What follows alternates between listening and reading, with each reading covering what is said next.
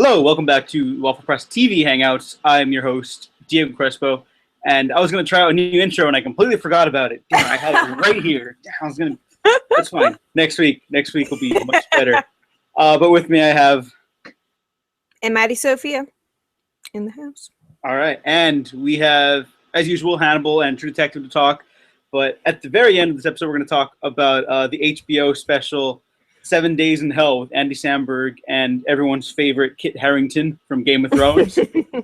That's a weird movie, but follow-up, almost a perfect follow-up to our weird television shows. So let's just dive right into Hannibal. Indeed. This is the first episode without a food delicacy or serving of some kind for a title. Yes, which I think is fitting. It's very fitting. Very. Because now we're past the prequel stuff. Mm-hmm. We're in... Well, I mean, the first half of the season was kind of a reiteration of Hannibal, the book and movie, but really it fit in perfectly with this version of the mythology. And now we're officially in the era of the literature that the story gets its characters from. Red Dragon, and the show's title for this week is aptly named The Great Red Dragon. And that's just a cool title. It was directed by Neil Marshall, who directed 2 outstanding Game of Thrones episodes. Some really cool, underappreciated horror movies, The Descent. Dog Soldiers is a little more tongue-in-cheek. It's not straight horror, it's just action thriller. It's really cool. Give it a chance, everyone. And Doomsday, which is pretty good. It's not as good as his previous 2. But, Emily, I'll let you go first. What did you think of The Great Red Dragon? I really liked this episode. I mean, it certainly felt like a season premiere of sorts, or like a mid-season premiere. It has a totally different pace and feel from almost any of the other episodes, since we are in the aftermath of, like you said, all of the build-up and the prelude to Hannibal's incarceration. So we are in a new era of sorts, although Hannibal makes it very clear that he remains ever in control behind the glass of his memory palace, or whatever he calls it. But it was a really beautiful episode. And I mean, each and every single chapter in the show is gorgeous in its own way. But there was something about just the very deliberate pacing and kind of just the creeping, I don't know, sense of dread and knowing sort of the insanity to come from the different films that have portrayed the story. But and then, of course, with Jack going to find Will and bring him back into this world, which I think it's so much more impactful, everything that we get to see with Will Graham, than a lot of, then I guess maybe the Red Dragon movie, for example, because we have all that buildup in this crazy relationship and the way that Hannibal and Will's lives have intertwined. We see that in almost a totally different light from any other portrayal of the story so far. And so seeing Jack come back to him and be like, hey, this is what's going on. We need you. Your people are calling.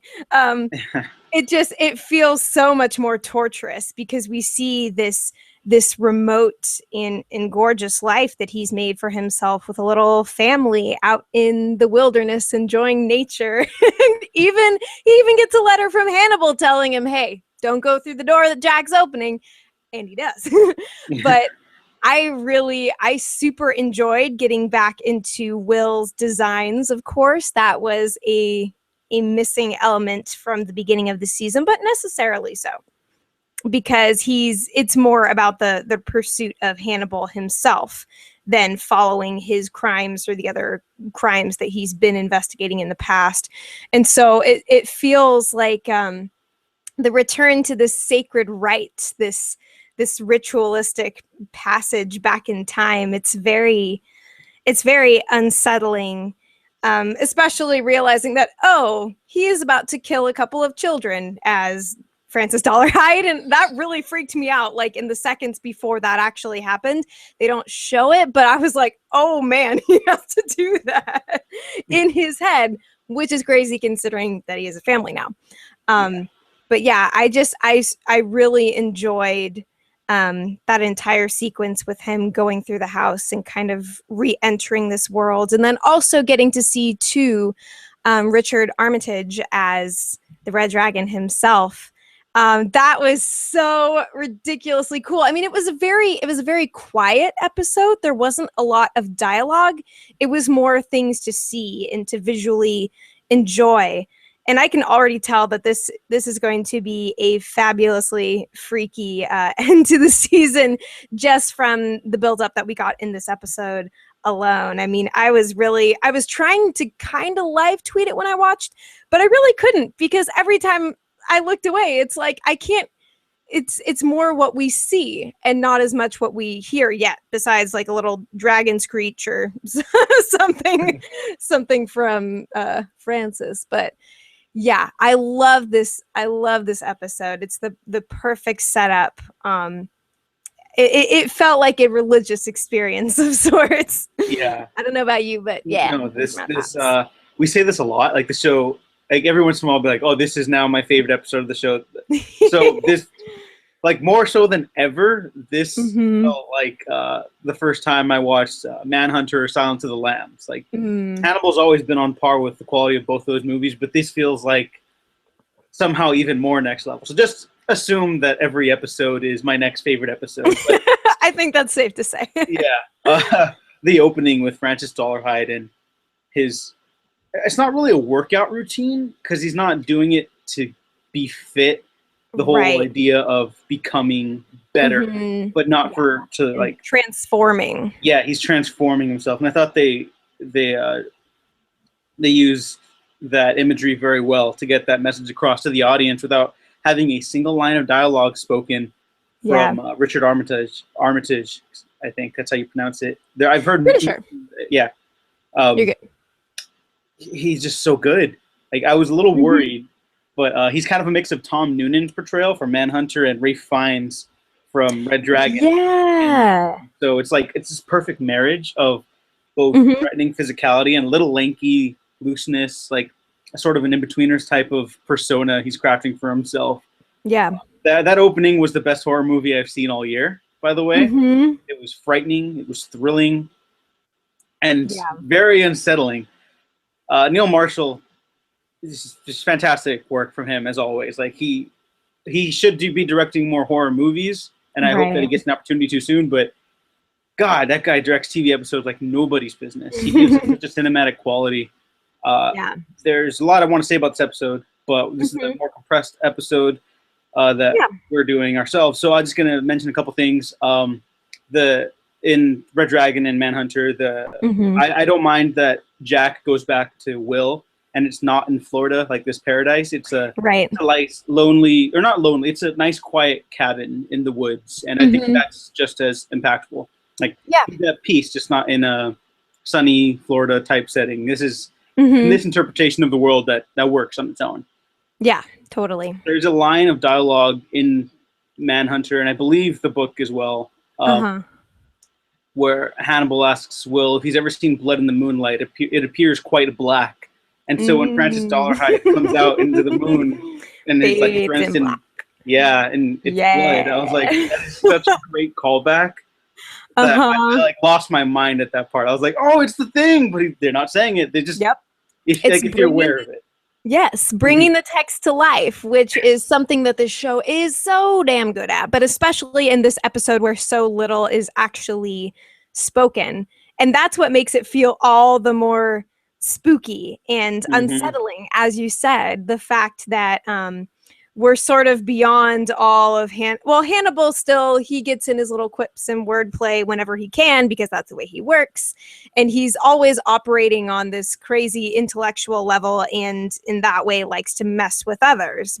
We even see that with his interactions with Alana earlier on in the episode. But for the duration afterwards, it's pretty silent. And so we just have to watch and immerse ourselves. I especially appreciate the fact that in the sequence where Will is going through the house where the family was murdered, like they didn't pull out the classic jump scare like they had in Red Dragon. That technique doesn't inherently bother me all the time, but it made that more difficult for me to really enjoy, because it was just kind of this like, here I am trying to focus on what Will Graham is focusing on, and then something just kind of shatters through that, but in a way that's more like, stop. Like, I'm trying to figure out what's going on here. I think there's a lot of good qualities to that movie. We should do a breakdown of the Hannibal movies once the season's over, because I have a lot to say on Red Dragon as well. Not all positive. You're kind of heading to where I would talk about with that movie. But yeah, if you have any more thoughts, go ahead, and then we'll wrap up and move on. True Detective. Yeah, no, pretty much. I am as in love with the show as I have always been, and the show is constantly becoming, shall we say? Yes, it is becoming better. Yes. I want to end on a funny note. I think it's so funny, or so hilarious, the self-awareness Brian Fuller has about all of his works, everything he's written. It always has a sense of awareness, but not like tongue-in-cheek, like a Joss Whedon type thing. But the instant where Will is talking about the lead's dog, because the lead's family was the family that was murdered in this episode. Right. And then automatically Jack Crawford's like, no, you can't have the dog. That's, of course Will's worried about the dog. Like, that's great. It's great. Yeah, great episode. Really interesting to see the parallels and different situations the characters find themselves in, both from the show and comparing, contrasting from other adaptations of the source material. Right. Yes. Jeez, I'm so excited. I think this show is going to go out on its best note yet. But again, that should be without saying. This show constantly improves upon itself, becomes yada yada. It's A+ television.